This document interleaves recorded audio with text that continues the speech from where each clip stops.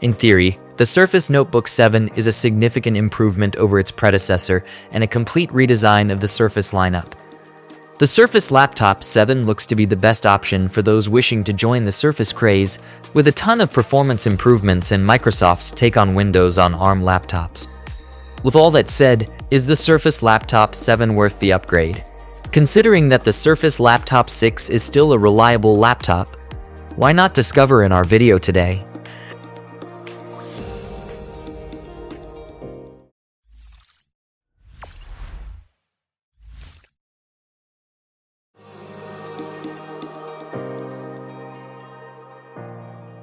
Finally, after all these years with a bunch of laptops that became either more or less successful in the market, Microsoft has witnessed a complete design refresh after 3 whole years. But the twist is the Laptop 7 still holds the essence of what essentially makes the Surface a Surface laptop. However, it still has a slightly small footprint. You get to choose between 2 different variants in terms of sizes, but contrary to popular beliefs and visual estimation that occurs from the laptops looking a bit bulkier than their predecessor, the Surface Laptop 7s are actually lighter. The Laptop 7 comes with a rounded edge that promotes a more comfortable hold in the long run. Besides, Microsoft gave the laptop a dash of color with sapphire and dune that makes it stand out in the market. This was much needed, especially considering a ton of users grouched for the limitations attached to the platinum and black variants for the Laptop 6. There's a noticeable difference in port selection as well. Considering the difference in processors, the ARM-based Snapdragon X chips in the Laptop 7 unfortunately don't come with Thunderbolt 5 support and revert to USB 4 instead. On the other hand, the Intel-powered Surface Laptop 6 does come with Thunderbolt 4, and Microsoft has listed their USB 4 port to have DP 2.1 support for external displays. Additionally, a micro SD reader has come to the Surface Laptop 7. While on their predecessor, there's a separate spot for an optional smart card reader. Both of the laptops come with a 1080p webcam with an air sensor. This is good, considering Microsoft is taking steps to make facial recognition more mainstream through Windows Hello. And this only gets amped on both devices, thanks to Windows Studio Effects. Unfortunately, we don't get any changes in the speaker department, as the Laptop 7 comes with the same old, yet oddly effective dual omnisonic speakers with Dolby Atmos, which we got to admit is a pretty solid pick. Hey, if it's not broken, don't fix it. Yeah, but where it did have a massive glow up was with Cell's haptic technology, which gave a major upgrade to the touchpad. Don't get the wrong idea though, the typing experience remains relatively the same. The difference is the larger pointing space is customization options to further make your laptop have a sense of individuality. For wireless, though, the Surface Laptop 7 has made the jump to Wi-Fi 7 and Bluetooth 5.4, which is a significant upgrade in our opinion, given that the Laptop 6 comes with Wi-Fi 6E and Bluetooth 5.3. Everything considered, not much has changed in the overall jump from Laptop 6 to Laptop 7. But with the small amount of change that did happen, Microsoft made sure the users feel it, and we're all about it.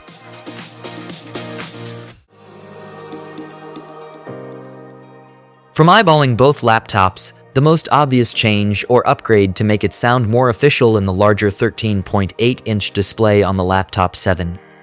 Microsoft also considered fine-tuning the details, such as making the bezel smaller to accommodate the larger screen, which allowed it to also shrink the PC's footprint ever so slightly.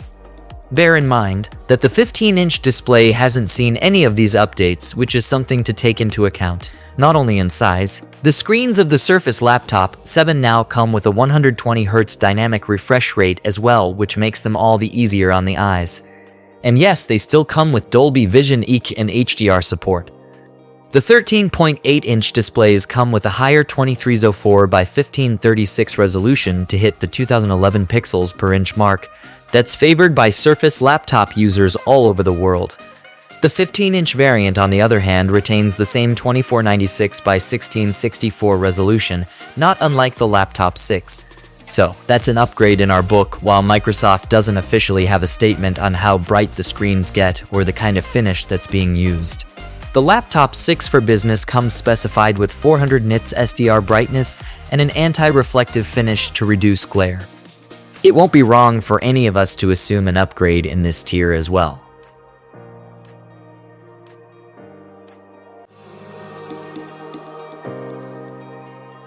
Now, here's the fun bit. As you already know, the Laptop 7 is currently being listed as having the Snapdragon X Elite chip, and both variants come with a Hexagon NPU with 45 TOPS of power for local AI acceleration.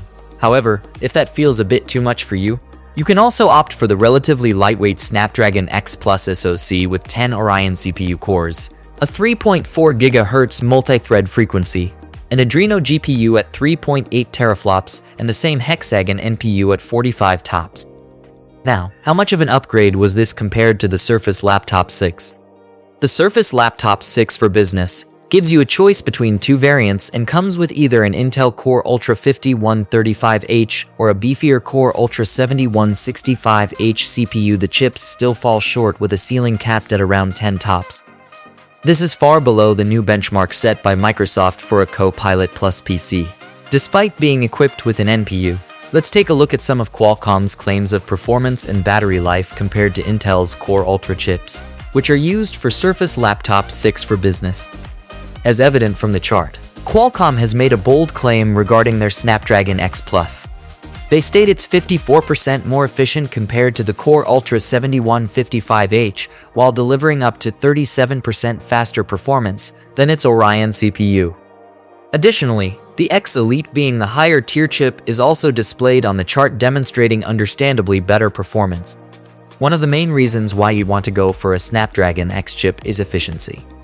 That's why Microsoft states that you'll be able to get up to 22 hours of local video playback on a 15-inch laptop with X Elite chips and 16 GB of RAM, which falls to 15 hours of web browsing.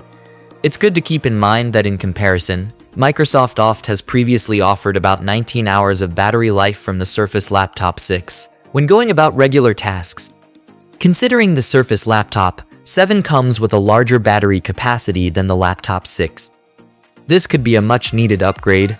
Also consider how the Laptop 7s are Windows on ARM computers, which unfortunately means it'll require an emulation layer to run apps that are built for the 8664 architecture that are being used by Intel and AMD right now. While it's true that the list of apps that run natively on Qualcomm Snapdragon X chips is growing, there are more than a handful of apps that require that extra layer. But honestly, we think it's best not to let the idea of emulation hold you back from ARM, as eventually all of the apps are going to work for Windows on ARM. And with the new Prism emulation layer coming with Windows 11 24H2, you'll get to see 20% better performance in comparison. All things considered, how much of an upgrade is the Surface Laptop 7 from Laptop 6? And most importantly, which one of these should you get for yourself?